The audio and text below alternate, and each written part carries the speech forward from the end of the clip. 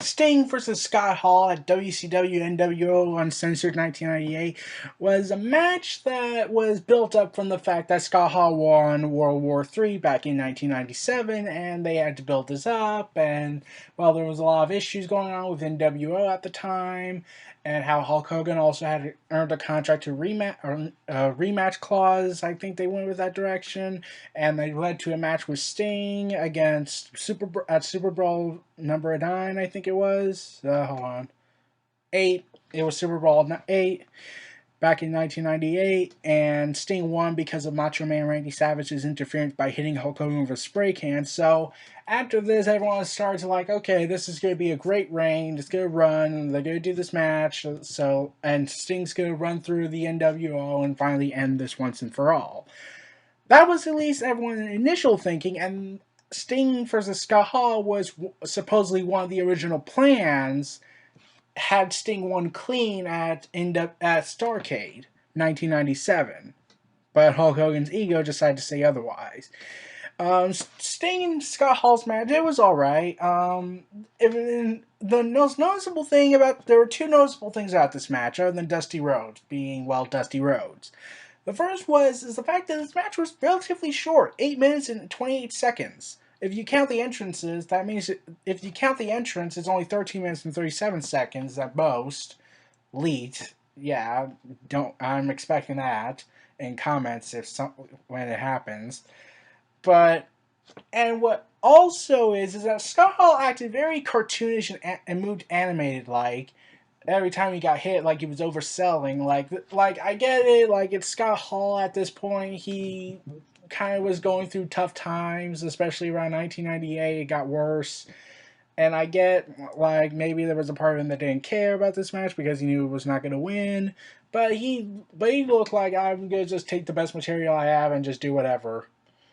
And WCW really operated like that. It was pretty much just do whatever, say whatever, tell us to go to hell part mentality. Basically, what Larry Zbyszko says in the Monday Night War series. You tell us what to do, you tell us when you want to work, and you tell us when to go to hell. And they did.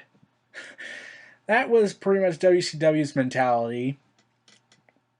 And Sting and Scott Hall, like, this match, it was alright. It could have went on for a little bit should have went longer, a lot longer, honestly. But it ultimately didn't, and that's the most disappointing part about this match. Wasn't really long. It wasn't really this epic feel you got because this is Scott Hall. He's the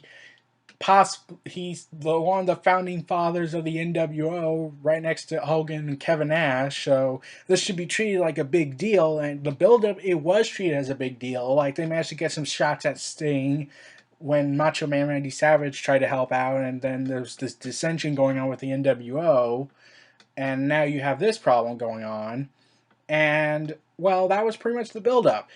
But then you have now Sting and Scott Hall got heat because he managed to coerce and convince Dusty Rhodes to join the NWO, and that was a shocking moment to see one of America's most beloved characters, the not all American, the common man, join a group of gangsters, pretty much, and that should elicit some great heat. He would probably be one of the biggest heels in the company.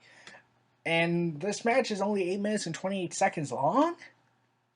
Like, I don't think that was a good idea.